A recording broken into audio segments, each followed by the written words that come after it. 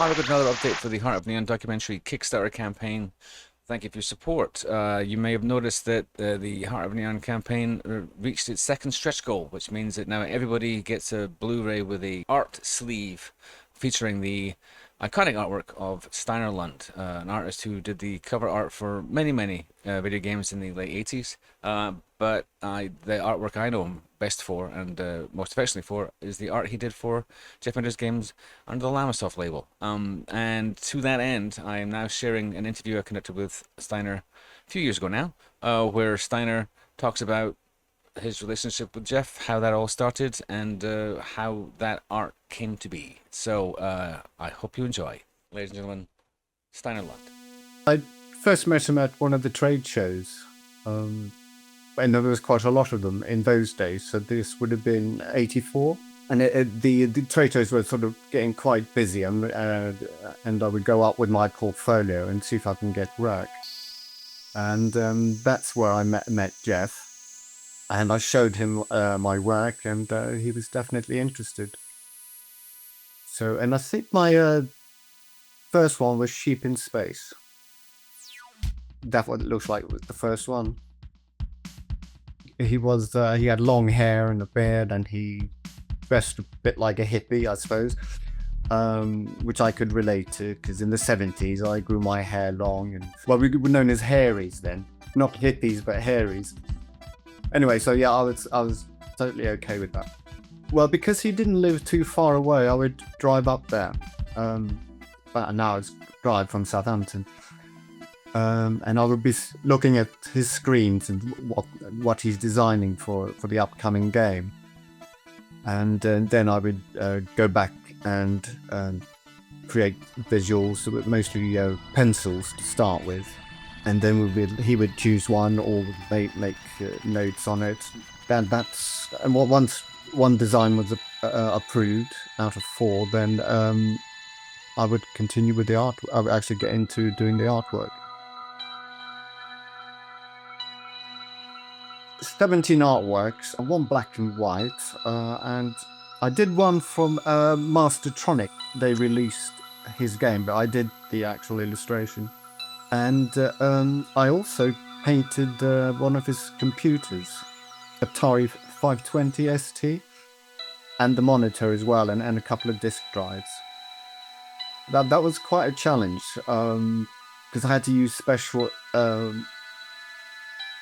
inks which would actually stay on the on the computer and the monitor, because I was used to working on board, but this was totally different. This was plastic, I suppose.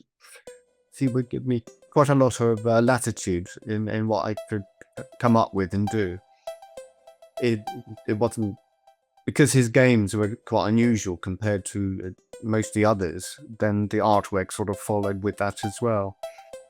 Obviously there were animals that featured, so I didn't mind that. I would have liaison with Hazel as his mum. I mean, she was very friendly, and it was easy to talk with her. Well, and Jeff, so it was quite relaxed in that way. It wasn't like some of the bigger companies, and it was far more sort of a business tones to it. He mostly demonstrated the game for me, because I wasn't that much of a player, so I'll probably just get stuck somewhere. Or get blasted to bits, most likely. Yeah, and then and I think his mum would probably make us a cup of tea or whatever as well. So it was quite relaxed. I did Psychedelia, yeah, because of the this 2001 Space Odyssey, the Stargate sequence, which I loved in that movie. So, and this was sort of reminiscent of that. So I was definitely into that. That was quite a complex artwork in the end. There's loads of squares in the background, and that was a huge amount of cutting very fine masks to achieve that. So it was quite a complex one. The next one was Color Space 16-bit, which I did in a landscape format, and it had alien heads. And on the left side, which would have been the back, then there was one, you could just see the close-up of the ear, and there was a fish in the ear, because that was Hitchhiker's Guide to the Galaxy nod.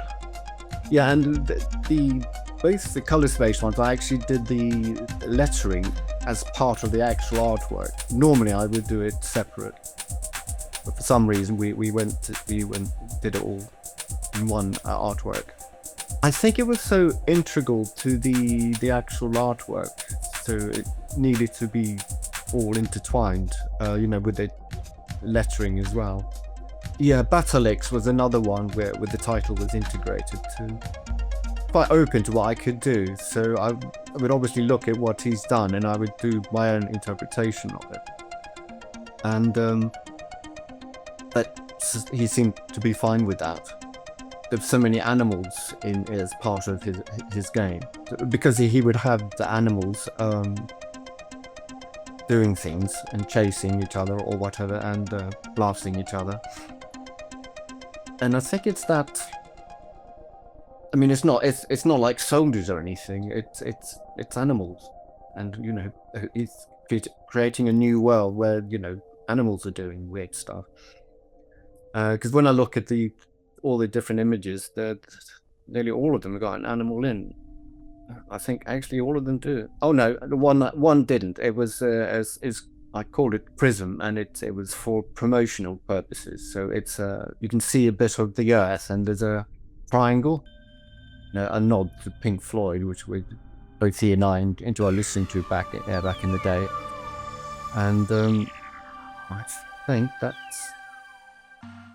Oh, and Yak's Progress, it's not an animal, but it does feature Jeff in a cartoon style. So I also did a photo shoot of Jeff, again for promotional use, and he dressed as he normally does, and he drove. Well, I drove up to him, and then we drove into the countryside, and we took various shots there.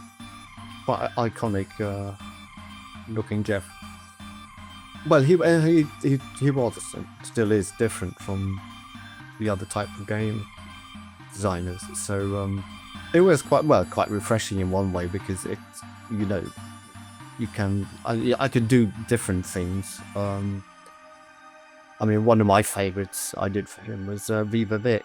So it was a compilation, and so it was quite energetic, because because the games weren't like huge, not like now.